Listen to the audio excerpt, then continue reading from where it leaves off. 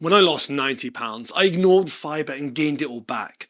And the second time around, I gave it the same respect I gave protein, and I lost 80 pounds and kept it off. Here's exactly how to use it and why it works. So first, here's how to make Psyllium Jelly. I adapted this from Jordan Haworth.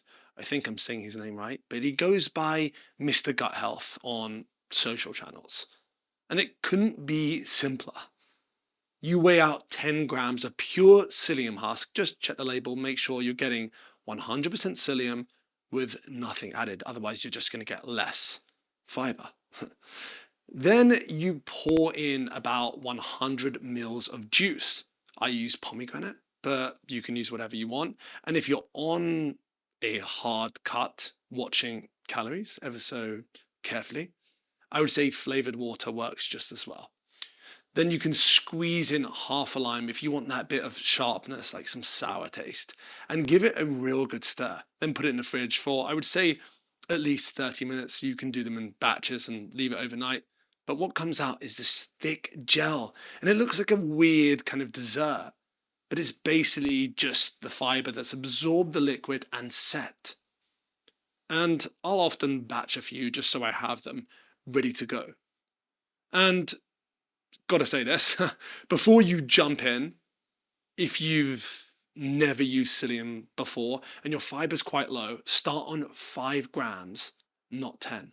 Your gut needs a bit of time to get used to it. And then alongside that, please make sure you're drinking enough water, like the time before and afterwards too, because psyllium soaks up liquid, like most fibers, but especially psyllium. And if you don't, you'll know about it pretty quickly. Oh, and if you're on any medication, just spend like 2 minutes Googling whether psyllium and your meds get along before you make this a daily thing. Now, when do I actually eat this? Right after lunch every day. A lot of people say eat it before you have lunch because it's going to help you eat less for lunch. But if you plan out your lunch and just have that straight after, it just helps me massively. Because the reason I actually eat it after lunch is because the afternoons and evenings used to be when everything fell apart for me. I'd get to around 3 or 4 p.m. starving, grab a handful of nuts, they weren't that filling, and then the extra calories would creep in during the evening. Now, with this jelly, I'm not some sort of robot who never gets hungry, but I'm never that desperate, if that makes sense. It's just easier for me to keep calories lower and avoid snacks.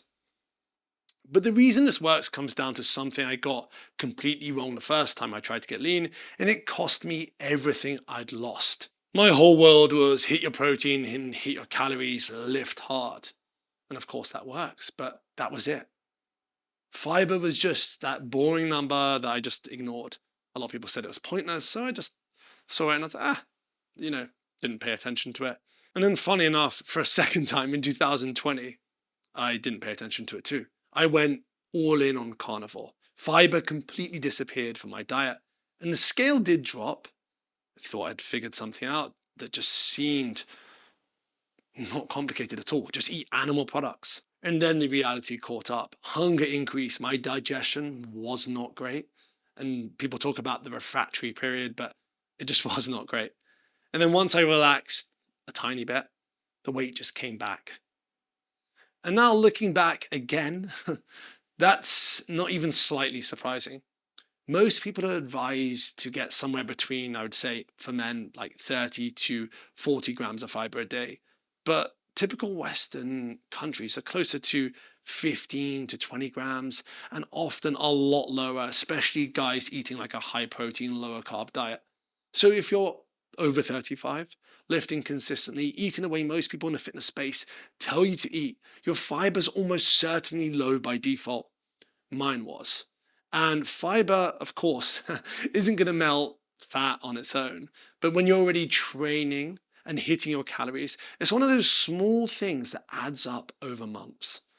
And here's the thing that most fiber content gets completely wrong. Not all fiber does the same job. Of course, all fiber is important, but there's a type called viscous fiber that forms a thick gel in your stomach, slows everything down, and actually keeps you that bit fuller.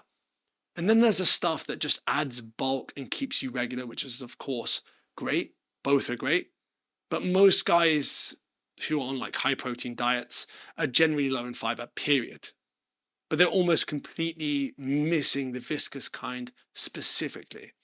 And when I first heard about it, I went down a rabbit hole of actually understanding what fiber does, and specifically why psyllium kept coming up as something worth adding in. So, why psyllium specifically, rather than just eating more veg or taking a regular fiber supplement?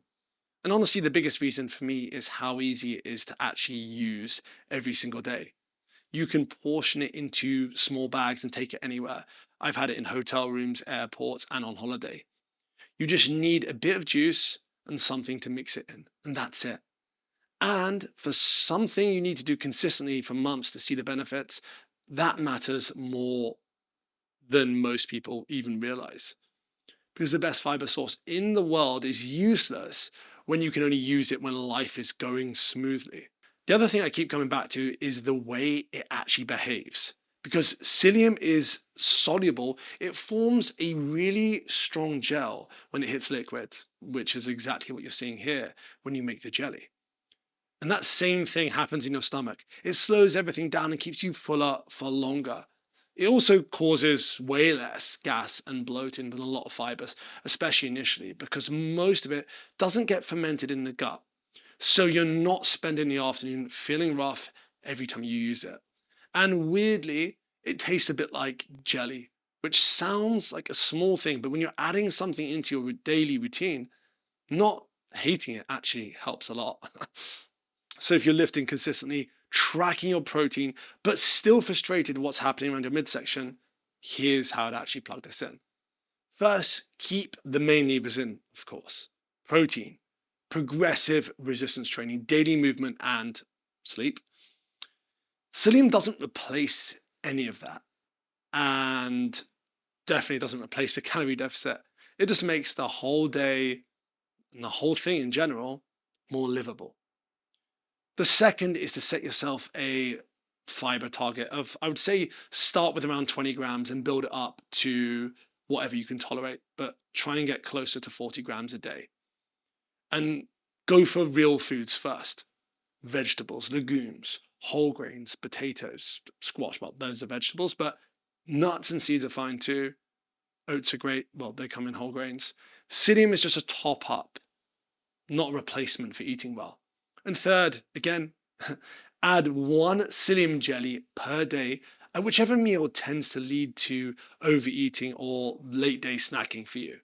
For me, it's lunch because afternoons and evenings used to be where, like I said, everything just fell apart.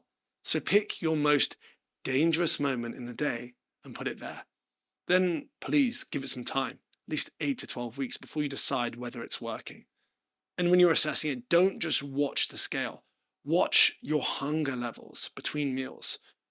Watch maybe your portions naturally getting a bit smaller without you having to force it, and the ability to stay in a deficit for months instead of burning out within a few weeks. That's the big one, because that's where most diets actually just crumble. So now you know why fiber, and psyllium specifically, is a thing most guys on a high protein diet could use to their advantage. You've got the recipe, you know when to use it, and you know what to actually watch for over the next few months. But the thing is, if your breakfasts are working against you before you even get to lunch, the psyllium jelly can only do so much. And most guys eating high protein breakfasts are making these three specific mistakes that are keeping them fat without them realizing it. And that's exactly what I break down in this one. Go watch it now, and I'll see you there.